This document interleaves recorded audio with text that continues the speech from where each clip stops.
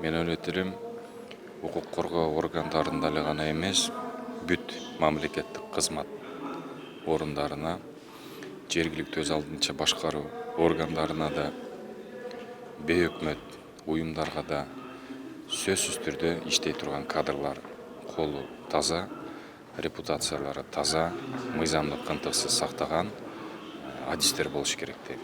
Бир гана укук коргоо тармактарында эмес. Ал эми укук коргоо органдарында өзгөчө жоопкерчилик, сөзсүз түрдө ал жакта колу таза, мекенчил эр азаматтар иштеши керек деген пикирдемин. Атап айтсак, могу Бурлайдын, анан Айзаданын окуясынан кийин иштен алынган жетекчилер боюнчачы кандай пикирдесиз? Эгер күнөөсү боло турган болсо, тиешелүү тартипте жазасын өтүшү керек. Ал жерде жөн гана кызматтан көтөрүлбөстөн жазасын өтүшү керек. Анан сиз өзүңүз айтпадыңызбы мага, юрист катары айтыңыз депчи. Мен юрист катары айтайын, менин кабарым жок экен алар кандай жаза алган. Мен ошо билем, Раматылык жана Бурулай кызыбыз каза болгондо бир нече укук коргоо органдары жоопкерчиликке тартылганда, милиционерлер.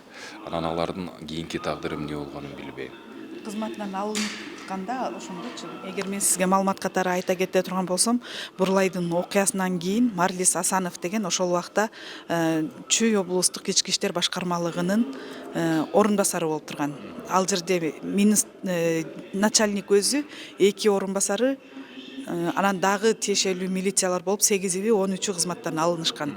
Анан кайра убакыт өткөндөн кийин калгандары жөнүндө сөз жок. Марлис Асанов кайра кызматка кайра алынган аз келгенсип, жетекчилик кызматка Ош шаардык ички иштер башкармалыгына жетекчи болуп барды. Бул маалыматты сиз айттыңыз да, мен эми юристмин. Сөзсүз түрдө эки тарапты угуп туруп, анан тыянак чыгарышым керек.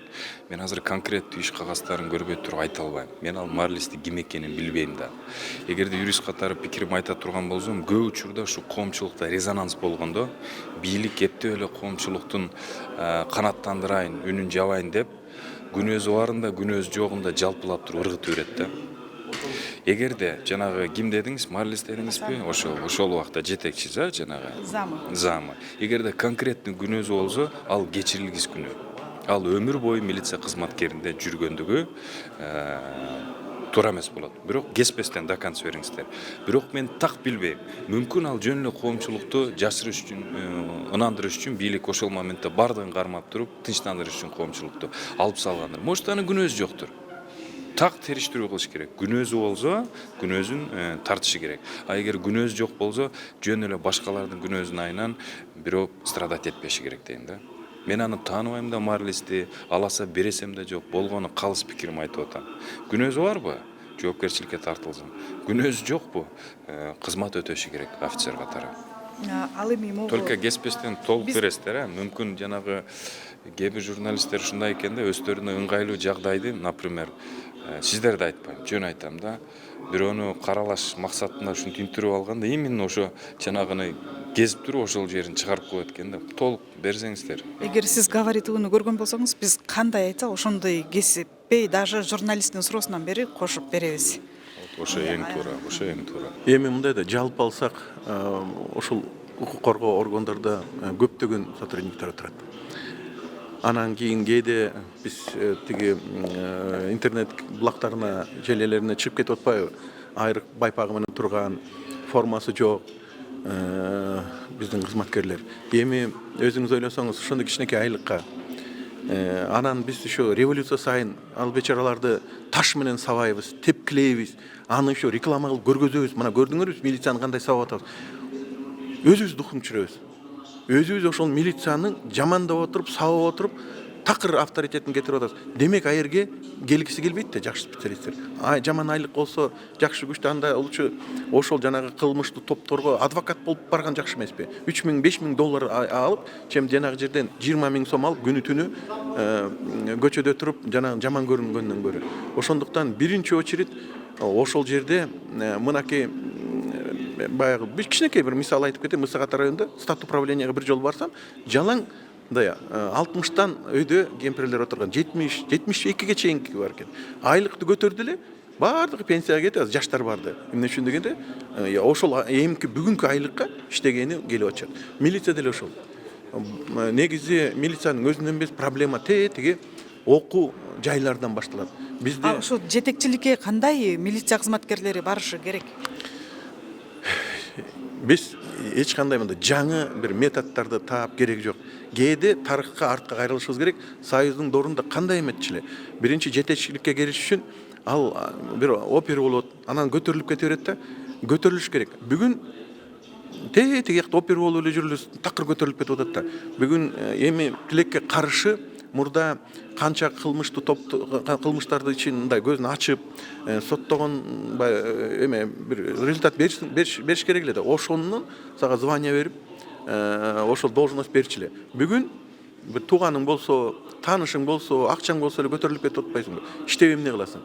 Ошондуктан эми бардыгы эле ошондой деп андан алысмын, бирок тилекке каршы менин оюмча ошол эгерде милицияга сен бир начальник РОВД болосуң, УВД болуп келсең, сен биринчи очередь сен ошол сенин жанагы алдыңда иштегендерге сени сыйлаш керек, сен ага авторитет болушуң керек. Эгерде ал 1 километрди араң чуркаса, сен аныңга көргөзүп 2 километр чуркашың керек. Анан кийин совещаниеден сен мактанышың керек. Мен иштеп жүргөндө мен баланча кылмышкерди камагам, мен баланча чиновникти камагам деп айта албайт бүгүнкүлөрчү. Ошондой айтыш керек илгеркидей. Илгери ар бир баягы полковник ушундай айтып берчү да, мен убагында жанагыны камагам, эсиңерде момундай бир бандиттер бар эле, ошону мен камагам, мен кармаганмын. Бүгүнкүлөр айта албайт да ошентипчи. Тилекке каршы. Ошол үчүн бирөөнүн башкарардын алдында сенин өзүңнүн баягы башкаларга үлгү болушуң керек. Сен үйрөтө ала тургандай болушуң керек. А эгерде сен бирөө суроо менен келсе, мен ошо замымды чакырайынчы, ошол айтып берсин десе, бул анда туура эмес башчы болуп чыгат. Эмне үчүн дегенде ошол биздин ким болбосун ошол жумушун так жакшы билиш керек. Бирок мен азыр мен барып мен сүйлөшүп аткандар тилекке каршы андай эмес. Бирдеме десе бир адисин чакырат, айтып берип койчу деп өзү билбейт. Ошондой өтө көп болуп кетти ошондой кишилерчи, өтө көп. Негизи укук коргоо органдарына өтө мындай тандоо күчтүү болуш керек да. Биз мына жакында эле мыйзамдар дагы бир карап чыктык. Анан кийин баягы өзүн бир кандайдыр жагдайларда өзүн жаман жагынан көрсөткөн кызматкерлерди такыр ишке кайрадан албаш керек деп андай талап деле бар мыйзамда. Негизи бар. Бирок ар бир адам сотко кайрылууга акысы бар. Кайра соттун чечими менен келип атышат. Баары кайрадан келип туруп эле бизде соттук реформага келип такалып калып атат да. Себеби кандай адам болбосун, ал баягы экономикалык укугунбу же өзүнүн жеке укугунбу акыры барып сотко барып кайрылат да. Ошо акыркы инстанция бул сот да. Сотко барып чечип бер менин ушу жагдайымы деп ар бир адам барат. Ошондуктан сот өтө адилеттүү болуш керек да. Биздин эми эң чоң көйгөйүбүз Кыргызстанда ошо соттун адилеттүүлүгүнө жете албай атабыз да.